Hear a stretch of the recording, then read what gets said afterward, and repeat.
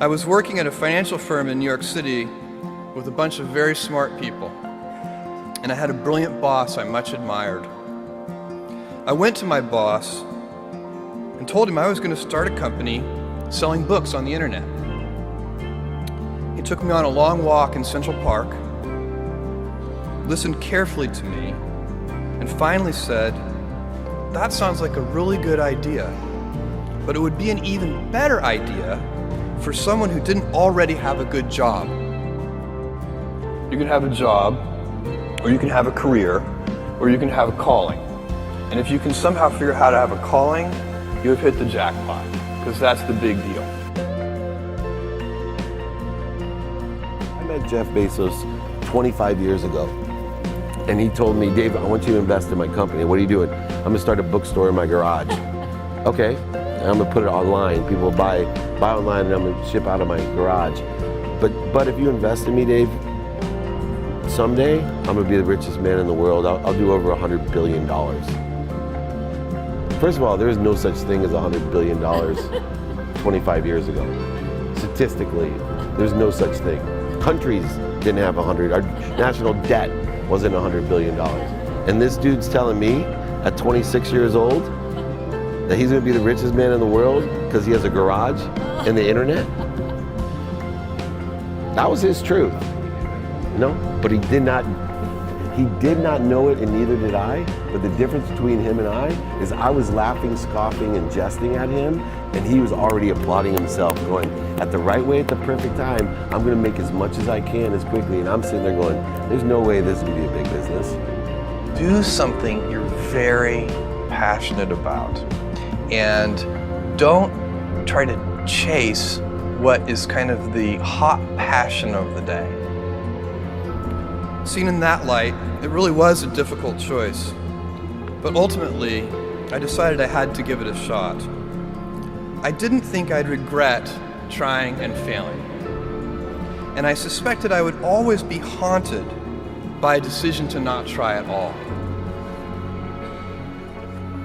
After much consideration, I took the less safe path to follow my passion, and I'm proud of that choice. As a young boy, I had been a garage inventor. I'd invented an automatic gate closer out of cement-filled tires, a solar cooker that didn't work very well out of an umbrella and aluminum foil, baking pan alarms to entrap my siblings. I'd always wanted to be an inventor, and she wanted me to follow my passion. There's a military phrase that I especially love, and it says, "Slow is smooth and smooth is fast." And I have seen that in every endeavor I've ever been in. That's the kind of thing that really allows you to make progress. You know, you get certain gifts in life and you want to take advantage of those, but I guess my advice on adversity and success would be to be proud not of your gifts, but of your hard work and your choices. So, you may be, the kinds of gifts you get, like, you might be really good at math. It might be really easy for you. That's a kind of gift. But practicing that math and taking it to the next step, that could be very challenging and hard, and take a lot of sweat. That's a choice. You can't really be proud of your gifts because they were given to you. You can be grateful for them and thankful for them. But your choices, you choose to work hard. You choose to do hard things. Those are choices that you can be proud of. You can choose. We all get to choose our life stories, and it's the choices that define us, not our gifts. Everybody in this room has many gifts. I have many gifts. You can never be proud of your gifts because they're gifts. They were given to you. You might be tall, or you might be really good at math, or you might be extremely beautiful or handsome, or there are many gifts, and you can only be proud really of your choices because those are the things that you are acting on. And one of the most important choices that each of us has, and you know this just as well as I do, is you can choose a life of ease and comfort, or you can choose a life of service and adventure. And when you're 80, which one of those things do you think you're going to be more proud of?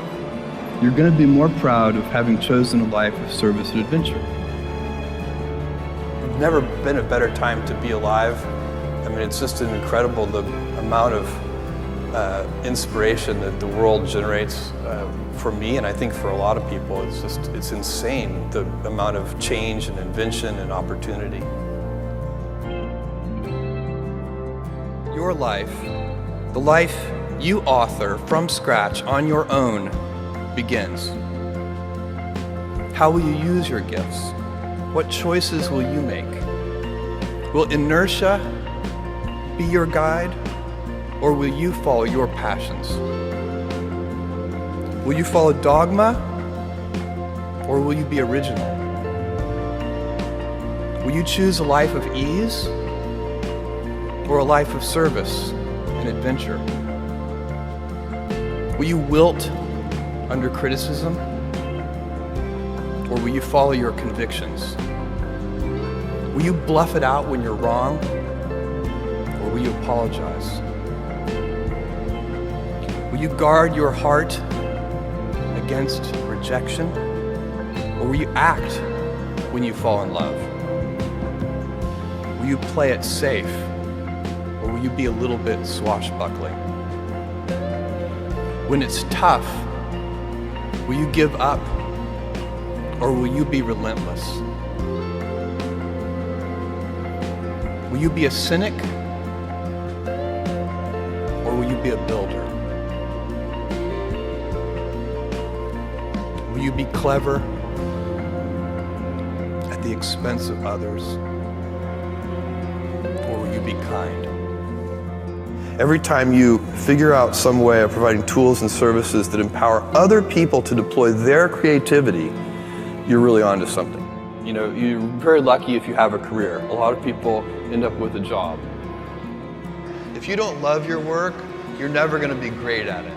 Jules Verne, Mark Twain, Galileo, Newton, all the curious from the ages would have wanted to be alive, most of all, right now. As a civilization, we will have so many gifts, just as you as individuals have so many individual gifts as you sit before me. How will you use these gifts? And will you take pride in your gifts or pride in your choices?